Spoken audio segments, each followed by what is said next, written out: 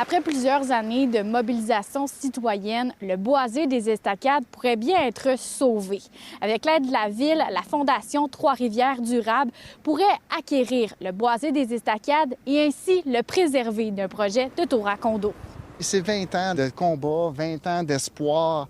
Puis d'y arriver, j'ai de la misère, je me pince. La Ville nous accompagne, donc elle a pu concrétiser son soutien, annoncé à 1,3 million. C'est sûr que là, on a franchi une grande étape, mais l'acquisition n'est pas faite actuellement. Le montant de 1,3 million de dollars devrait être entériné mardi soir par le Conseil de la Ville de Trois-Rivières. Des fois, on peut se dire, c'est beaucoup ça, on va-tu avoir un impact sur nos comptes de taxes? Non, il y a un budget spécifique, il y a un fonds pour l'environnement qui est mis à partir des surplus à chaque année et le Conseil a décidé unanimement, bien là, ça c'est un peu notre grand geste pour l'environnement cette année. Le montage financier n'est toutefois pas encore totalement bouclé, malgré l'aide de la Ville. Normalement, on est sur une levée de fonds environ 3 millions. Là, avec le soutien que l'on a de notre partenaire initial Desjardins, plus la Ville de Trois-Rivières, on dépasse la moitié du budget. On est à plus d'1,5 million.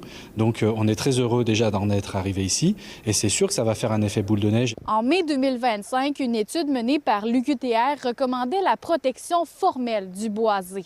Et par la suite, en juillet, une pétition cumulant plus de 20 000 signatures avait été déposée à l'Hôtel de Ville par un comité citoyen. Sans leur mobilisation, on ne serait pas arrivé. Sans des élus aussi qui ont cru, on ne serait pas arrivé à ça. L'année dernière, lorsqu'il y a eu de nouveau un projet de développement qui a été annoncé, potentiel, et un mouvement citoyen qui s'est structuré autour de ça pour être contre ce développement, ça nous a servi d'appui. Si on ne protège pas un certain nombre d'espaces naturels, à un moment donné, on va se dire, mais comment ça, où la nature? Là, on est une belle ville, on est proche de la nature, mais on n'a plus de nature en ville. Il faut que ça reste un espace naturel comme c'est là. Et ça, plus ça va aller, plus c'est rare et plus ça va faire l'envie de tout le monde. C'est quoi votre vision pour le boisé des Estacades? Est-ce qu'il faut s'attendre à beaucoup de changements? La première étape, c'est l'acquisition.